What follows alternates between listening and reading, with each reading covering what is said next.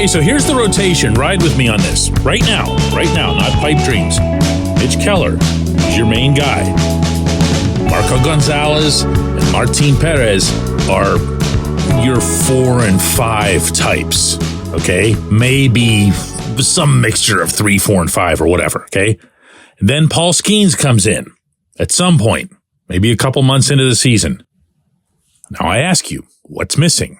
Good morning to you. Good Thursday morning. I'm Dejan Kovacevic of DK Pittsburgh Sports, and this is Daily Shot of Pirates. It comes your way bright and early every weekday. If you're into football and or hockey, I also offer daily shots of Steelers and Penguins in the same place that you found this, and I hope you'll check those out as well. Ben Cherington spoke with reporters yesterday on the occasion of Andrew McCutchen very, very, very predictably signing a 1-year, $5 million contract. And, of course, all kinds of other issues came up in the conversation.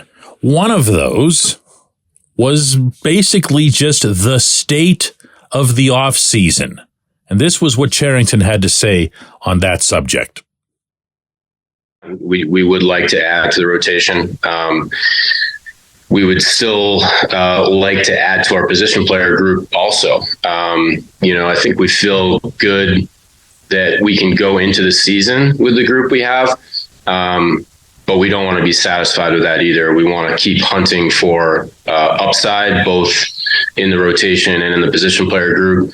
And we feel like there's a lot of time left in the offseason, a lot of possibilities still out there, whether that's through free agency or trade. There are things we could do right now, things we could say yes to that we have not said yes to because we don't yet like the deal. But we're going to keep hunting opportunities. He's offering maybe a little bit more specificity than the norm, but otherwise there's not much to take from that, because he can say add to the rotation, add to the position player group, and it could mean nothing. It could mean adding to your minor league depth. It could mean adding to the bench. What it doesn't mean, at least not necessarily, is an upgrade over what's currently at hand. No such promise was made in what you just heard there.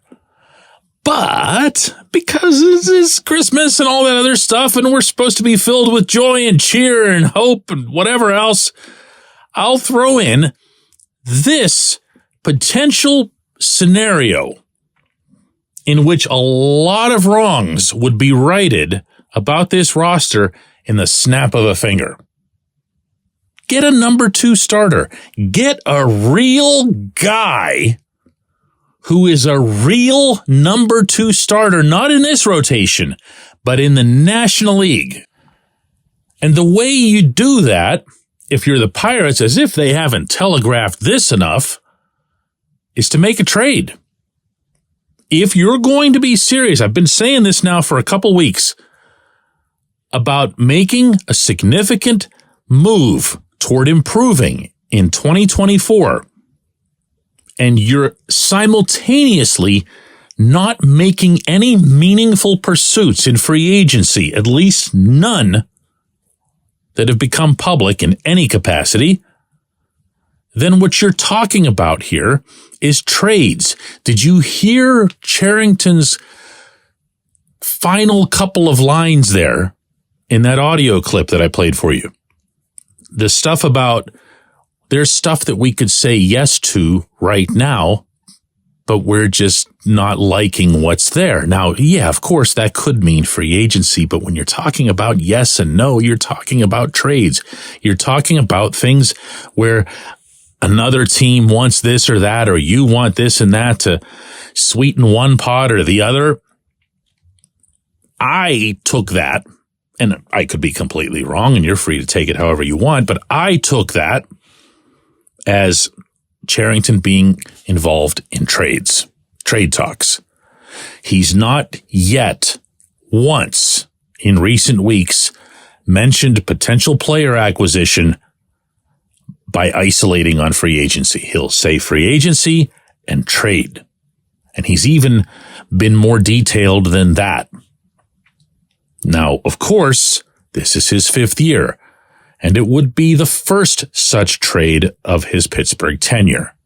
Meaning, whoever it is that you're dealing with, in all likelihood, is going to want prospects, really, really good prospects, in return.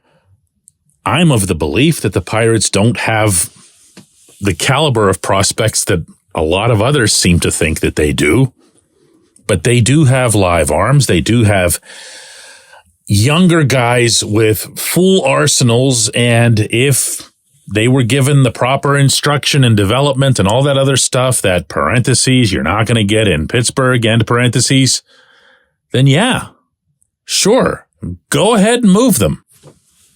I'll give you an example. Maybe we think of Roansy Contreras and Luis Ortiz and Quinn Priester as broken, possibly broken beyond repair, or just flat out not good enough. But 3 of them, or 2 of them, or even if there's just another team that says, wow, man, the Pirates have really, really screwed up Contreras, and we could fix him in about a week. Just a week. Give us a week with that kid. We're going to make him into something. This sort of thing happens all the time, by the way. It's not just stuff that's aimed at the Pirates, although it might feel like that. Maybe it's somebody who's a lot younger. Maybe it's somebody who's in the lower minors. Maybe it's a Termarr Johnson.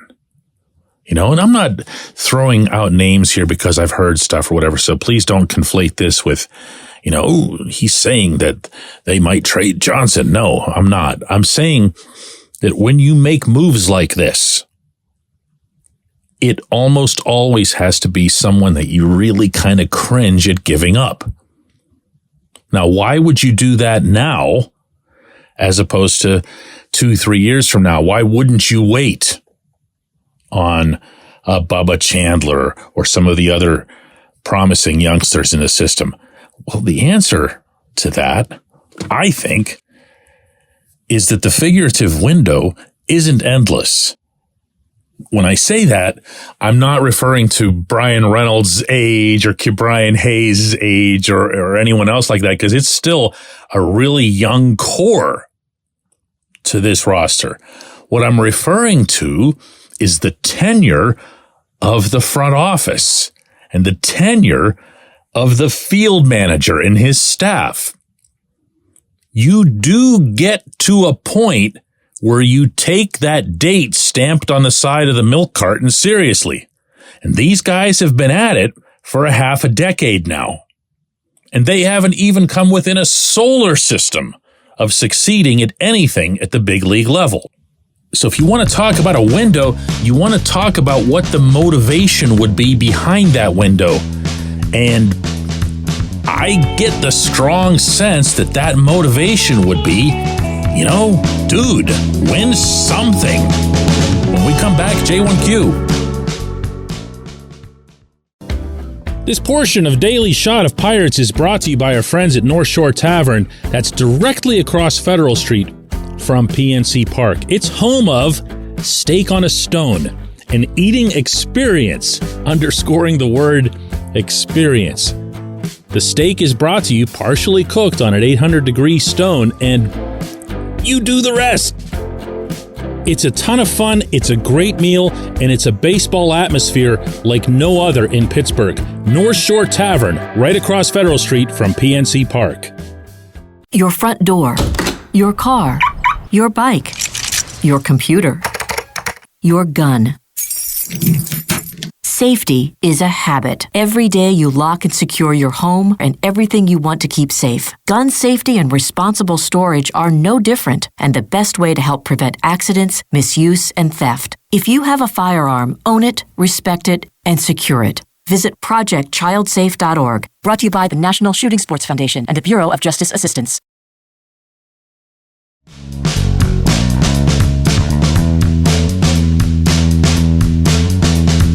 Today's J1Q is one of several that arrived in response to my Andrew McCutchen episode yesterday, discussing whether or not he would be a realistic Hall of Fame candidate once his career is up. Most of you, it's safe to summarize without having done some official tabulation, or of the opinion that he's not a Hall of Famer, that he's not on a Hall of Fame trajectory and that he won't be one. All of them were respectful, but most of them were doubtful in this specific category. They offered other suggestions, retiring his number, making a statue, that sort of thing. But the Hall of Fame was out in large part because of numbers. Most people, as I kind of expected, threw numbers at me. Doesn't have 3,000 hits, doesn't have this and that, home runs, whatever. What Jim wrote was the Hall of Fame is or should be reserved for the best of the best when they played. Jim's emphasis, not mine. Regardless of what team is involved, Kutch is a Hall of Famer to Pirates fans, but he's not within Major League Baseball history. See, Jim, here's what's funny. I think one of the strengths of Kutch's candidacy will be that he does meet exactly that criteria that you just cited as working against him. Because in the middle of the past decade, when the Pirates made the playoffs 3 times, had a winning record the year after that, Kutch was legitimately one of the best players in baseball. He was the MVP one year, and he was, and I think a lot of people have forgotten about this, or maybe they just don't pay as much attention to the balloting that's involved in the MVP, but Kutch finished 3rd on the National League MVP voting twice, and he finished 5th another time. So that's 4 years right there where he was considered to be among the top handful of players, regardless of position, in his league. And I got to tell you, as a Hall voter who's voted for plenty of people that don't meet that criteria, Kutch kind of rises above when we're in this specific area. I voted for Scott Rowland a year ago. I like the vote. I like a lot of his credentials, but Rowland is one of those classic cases of a player who's never seen by anybody as the best in the game, the best in his league, and maybe not even in the top 3, 4. What Rowland did was he hung around for a while. He was tremendous in terms of the balance between offense and defense and power.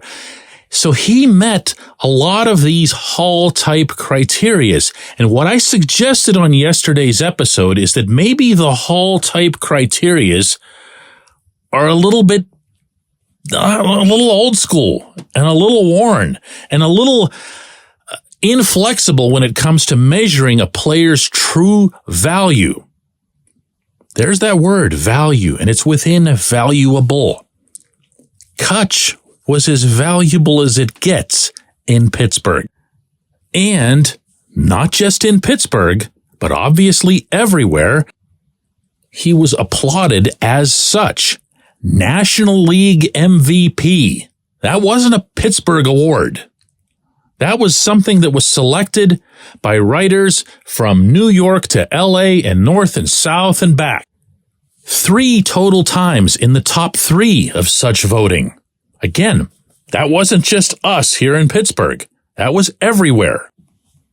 The fact that he, wasn't born with Rowland's build and wasn't going to hit a zillion home runs and whatever else, that doesn't weigh anywhere near as much to me as his overall value to his team. And yes, it's absolutely fair to be looking at newer, more modern, more accurate metrics as to how to value performance. I appreciate the question. I appreciate everybody listening to Daily Shot of Pirates, and we will do another one of these tomorrow.